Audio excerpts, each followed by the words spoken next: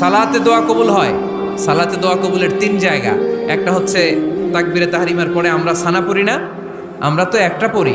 আল্লাহর হাবিব সুন্নাহ এবং নফল নামাজে আরো পড়তেন সানা, ওই দোয়া কবুল হয়। দুই নম্বর জায়গা সালাতে সেজদায় পড়ে দোয়া করলে কবুল হয়।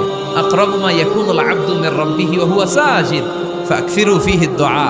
বান্দা যখন সেজদায় লুটিয়ে পড়ে, বান্দা আল্লাহর সবচেয়ে কাছে চলে যায়।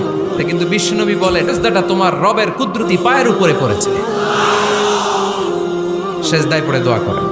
সালাম ফিরানোর আগে বিশ্বনবী দোয়া করতেন, লা ইউসাল্লিমান্না আহাদুকুম হাত্তা ইয়াতাআওয়াযা মিন আরবা'a।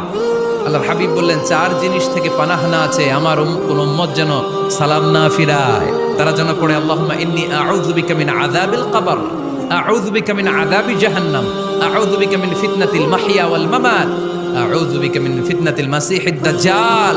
আল্লাহ কবরের আযাব থেকে বাঁচাও, আল্লাহ জাহান্নামের আগুন থেকে বাঁচাও, আল্লাহ জীবন